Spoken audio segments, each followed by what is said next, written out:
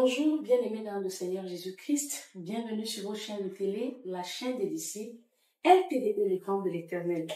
Aujourd'hui, nous t'invitons dans notre nouveau numéro, le psaume 15. À la lumière de ce psaume, nous comprendrons ce que nous pouvons faire pour hériter des promesses dont ont hérité les anciens dans la parole de Dieu. Ô Éternel qui séjournera dans ta tente. Il me souvient une fois, Dieu a permis qu'une femme vienne à ma rencontre pour des besoins de prière. Parce que lorsque nous aimons le Seigneur, la Bible déclare que nous devons prier les uns pour les autres. Et alors, on a commencé à prier parce qu'il fallait demander à Dieu la direction divine pendant la prière.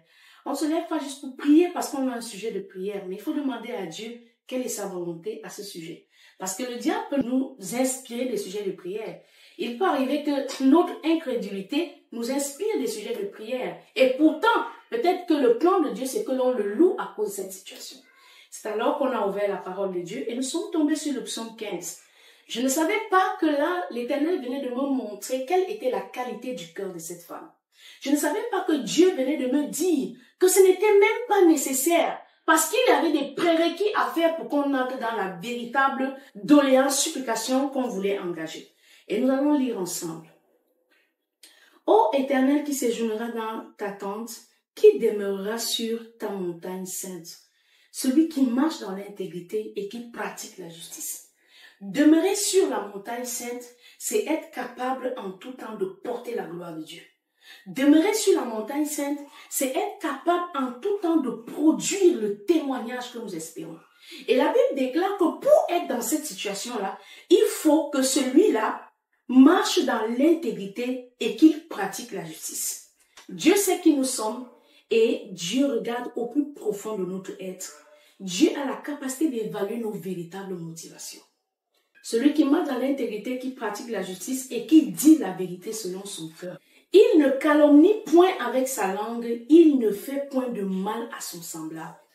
Il y a des personnes qui prient, qui passent du temps dans la prière et qui ont l'impression que depuis qu'elles prient, il n'y a pas d'exaucement. Bien aimé, nous venons de comprendre ici que qui est celui qui demeure sur la montagne sainte? Qui est celui-là qui a la capacité de dominer et d'assujettir? C'est celui qui ne calomnie pas avec sa langue et c'est celui-là qui marche dans l'intégrité et qui pratique la justice. Bien-aimé, change ta façon de te comporter. Change les actes, les motivations que tu as.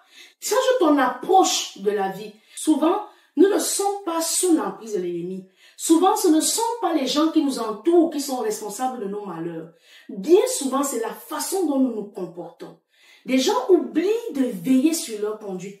Des gens oublient de veiller sur la porte de leurs lèvres. La Bible déclare que celui qui veut demeurer sur la montagne sainte ne doit pas calomnier avec sa bouche. Mais nous voulons constater dans des assemblées aujourd'hui que les chantres, avant d'aller rendre ministère, se plaisent à la calomnie. Nous constatons que les serviteurs de Dieu se plaisent à la calomnie. Et le phénomène est devenu plus recrudescent avec les réseaux sociaux. Lorsque tu t'apprêtes à entrer dans la présence de Dieu bien-aimé, évite le téléphone. Éloigne-toi du téléphone. Parce qu'il y a une rapidité de péché sur les réseaux sociaux. Tu vas trouver qu'on a lancé un commentaire sur une image. Et tu vas te retrouver à calomnier, même le simple fait de poser un like.